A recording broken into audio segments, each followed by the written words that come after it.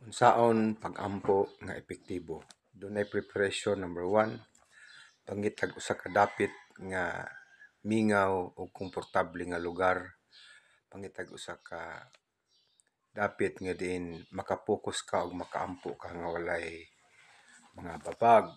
Ikaduha, set aside dedicated time, mag-allocate ka og specific nga time sa imong pag-ampo nga walay interruption. Number 3, andamang imong kasing-kasing o hunahuna.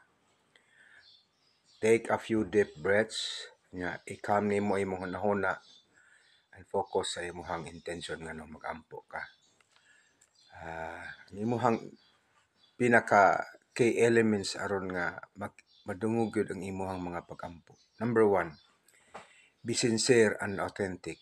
Kinahanglang sincero ka o matilud-anon gyud ka, real gyud.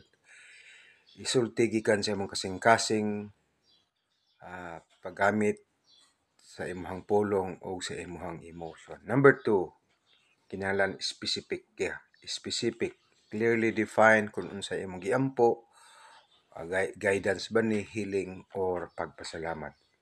Number 3, paggamit og scripture gikan sa Bible nga mag-incorporate sa mga relevant nga mga verses or quotes sa imong mga pag-ampo nga maka-enhance. Number 4, paminaw, listen actively.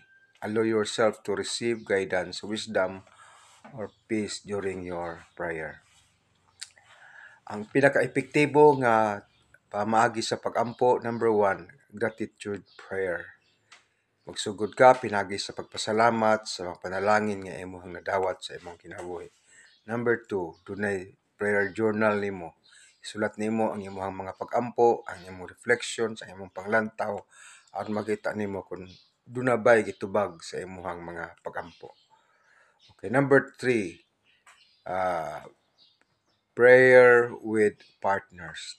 Dunay gitawag corporate prayer or partner prayers aron mo suporta, mo-encourage o mohatag kanimo guidance.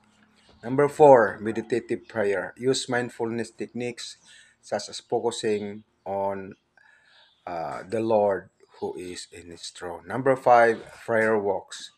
Mag-combine sa physical activity, ibon sa mga pag-ampo, aron makapromote sa imong reflection o connection. So, salamat ang Ginoo kay siya gyud motubag sa tanan gyud nga mga pag-ampo nga imong